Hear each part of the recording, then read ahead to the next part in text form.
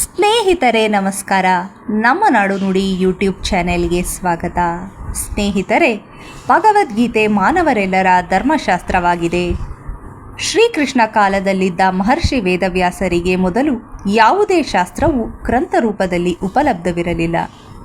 ಶ್ರುತಜ್ಞಾನದ ಈ ಪರಂಪರೆಯನ್ನು ಮುರಿದು ಅವರು 4 ವೇದ, ಬ್ರಹ್ಮಸೂತ್ರ, ಮಹಾಭಾರತ, ಭಾಗವತ ಹಾಗೂ ಗೀತೆಯಂತಹ ಪೂರ್ವಸಂಚಿತ ಬೌದ್ಧಿಕ ಮತ್ತು ಆಧ್ಯಾತ್ಮಿಕ ಜ್ಞಾನ ರಾಶಿಯನ್ನು ಸಂಕಲಿತಗೊಳಿಸಿ ಅಂತ್ಯದಲ್ಲಿ ಅವರೇ ನೀಡಿದ ನಿರ್ಣಯ ಸರ್ವೋಪನಿಷದೋ ಗಾವೋ ದೊಗ್ಧ ಗೋಪಾಲನಂದನ.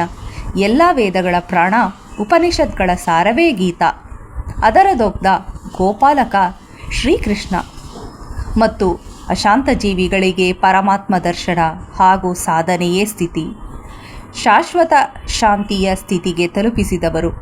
ಈ ಮಹಾಪುರುಷರು ತಮ್ಮ ಕೃತಿಗಳಲ್ಲಿ ಗೀತೆಗೆ ಶಾಸ್ತ್ರದ ಸನ್ನೆಯನ್ನಿತ್ತು ಸ್ತುತಿಸಿದರು ಮತ್ತು ಗೀತಾ ಸುಗೀತಾ ಕರ್ತವ್ಯ ಅಂದರು.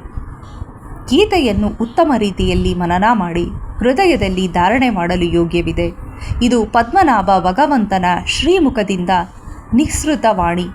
ಹೀಗಿರುವಾಗ ಅನ್ಯಶಾಸ್ತ್ರಗಳ ಸಂಗ್ರಹದ ಅವಶ್ಯಕತೆ ಎಲ್ಲಿದೆ? ಗೀತೆಯ ಸಾರಾಂಶ ಈ ಶ್ಲೋಕದಲ್ಲಿ ಪ್ರಕಟಗೊಂಡಿದೆ. ಏಕಂ ಶಾಸ್ತ್ರಂ ದೇವಕೀ ಪುತ್ರ ಗೀತಂ, ಏಕೋ ದೇವೋ ದೇವಕೀ ಪುತ್ರ ಏವಃ, ಏಕೋ ಮಂತ್ರಸ್ತಸ್ಯ ನಾಮಾನಿ ಯಾನಿ, ಕರ್ಮಪ್ಯೇಕೋ ತಸ್ಯ ದೇವಸ್ಯ ಸೇವಾ. ಅಂದರೆ ಶಾಸ್ತ್ರವು ಒಂದೇ ಆಗಿದ್ದು ಅದು ದೇವಕೀ ಪುತ್ರ ಭಗವಂತನು ತನ್ನ ಶ್ರೀಮುಖದಿಂದ ಹಾಡಿದ ಗೀತ ಪ್ರಾಪ್ತಗೊಳಿಸಬೇಕಾದ ದೇವನು ಒಬ್ಬನೇ. ಆ ಗಾಯನದಲ್ಲಿ ಕಾಣಿಸಿದ ಸತ್ಯವೇ ಆತ್ಮ. ಆತ್ಮವನ್ನು ಬಿಟ್ಟು ಬೇರೆ ಯಾವುದೂ ಶಾಶ್ವತವಲ್ಲ. ಆ ಗಾಯನದಲ್ಲಿ ಆ ಮಹಾಯೋಗೇಶ್ವರನು ಏನನ್ನು ಜಪಿಸಲು ಹೇಳಿದ? ಓಂ ಅರ್ಜುನ, ಓಂ ಎಂಬುದು ಅಕ್ಷಯ ಪರಮಾತ್ಮನ ಹೆಸರು. ಅದರ ಜಪ ಮಾಡಬೇಕು ಮತ್ತು ಧ್ಯಾನವೇ ನನ್ನ ನೆಲೆ. ಗೀತೆಯಲ್ಲಿ ವರ್ಣಿಸಲ್ಪಟ್ಟ ಏಕಮಾತ್ರ ಧರ್ಮ ಪರಮದೇವ ಏಕೈಕ ಪರಮಾತ್ಮನ ಸೇವೆ. ಅವನು ಶ್ರದ್ಧೆಯಿಂದ ನಮ್ಮ ಹೃದಯದಲ್ಲಿ ಧಾರಣೆ ಮಾಡಿಕೊಳ್ಳಿರಿ. ಅಸ್ತು ಆರಂಭದಿಂದಲೂ ಗೀತೆಯೇ ನಿಮ್ಮ ಶಾಸ್ತ್ರವಾಗಿದೆ.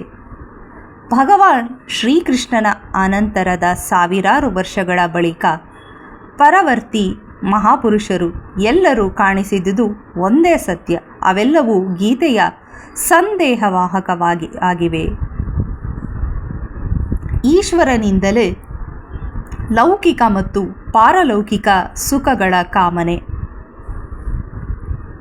ಈಶ್ವರ ಭಯ, ಇನ್ನೊಬ್ಬ ದೇವರನ್ನು ನಂಬದಿರುವಿಕೆಯ ವರೆಗೆ ಎಲ್ಲ ಮಹಾಪುರುಷರು ಅಂದಿರುವರು.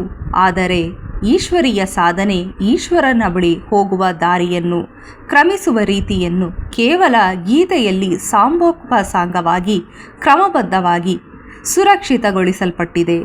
ಗೀತೆಯಿಂದ ಸುಖ ಶಾಂತಿ ಎಲ್ಲವೂ ಲಭ್ಯವಾಗುವುದು.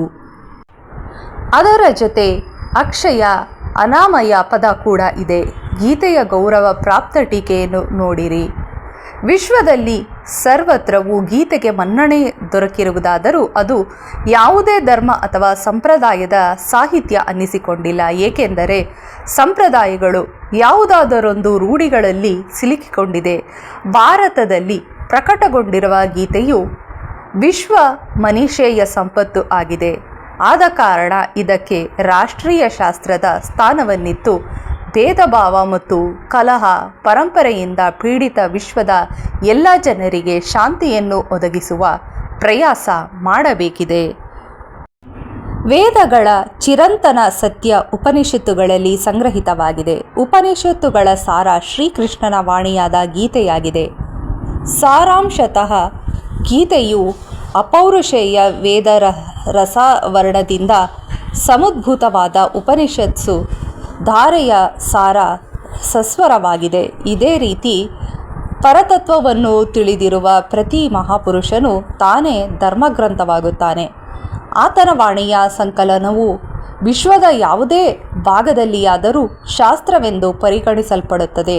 ಆದರೆ ಕೆಲವು ಧರ್ಮಾವಲಂಬಿಗಳು ಕುರಾನಿನಲ್ಲಿ ಹೇಳಿರುವುದಷ್ಟೇ ಸತ್ಯ, ಯೇಸುಕ್ರಿಸ್ತನಲ್ಲಿ ವಿಶ್ವಾಸವನ್ನಿಡದೆ ಸ್ವರ್ಗವು ದೊರಕುವುದಿಲ್ಲ, ಅವನು ಈಶ್ವರನ ಒಬ್ಬನೇ ಮಗ ಮುಂತಾಗಿ ಹೇಳುತ್ತಾರೆ. ಗೀತೆಯು ಸಾರ್ವಭೌಮ ಗ್ರಂಥ. ಧರ್ಮದ ಹೆಸರಿನಲ್ಲಿ ಪ್ರಚಲಿತವಿರುವ ವಿಶ್ವದ ಸಮಸ್ತ ಧರ್ಮಗ್ರಂಥಗಳಲ್ಲಿ ಗೀತೆಯ ಸ್ಥಾನ ಅದ್ವಿತೀಯವಾಗಿದೆ. ಇದು ಕೇವಲ ಧರ್ಮಶಾಸ್ತ್ರವಾಗಿರದೆ ಇತರ ಧರ್ಮಗ್ರಂಥಗಳಲ್ಲಿ ಅಡಗಿರುವ ಸತ್ಯದ ಮಾನದಂಡವೂ ಆಗಿದೆ.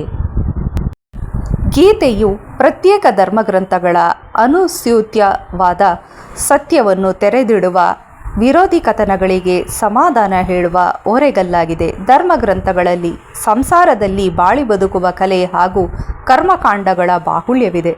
ಜೀವನವನ್ನು ಸುಖಮಯವನ್ನಾಗಿ ಆಕರ್ಷಿತವನ್ನಾಗಿ ಮಾಡದಿರುವ ರೋಚಕ ಹಾಗೂ ಭಯಾನಕವಾದ ವಿಷಯ ವರ್ಣನೆಗಳು ಅವುಗಳಲ್ಲಿ ತುಂಬಿದೆ.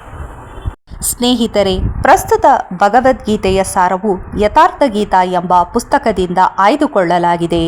ಸ್ನೇಹಿತರೆ, ನಿಮಗೆ ಈ ವಿಡಿಯೋ ಇಷ್ಟ ಆಗಿದ್ದಲ್ಲಿ ಲೈಕ್ ಮಾಡಿ, ಶೇರ್ ಮಾಡಿ ಮತ್ತು ಕಮೆಂಟ್ ಮಾಡಿ. ನಮಸ್ಕಾರ.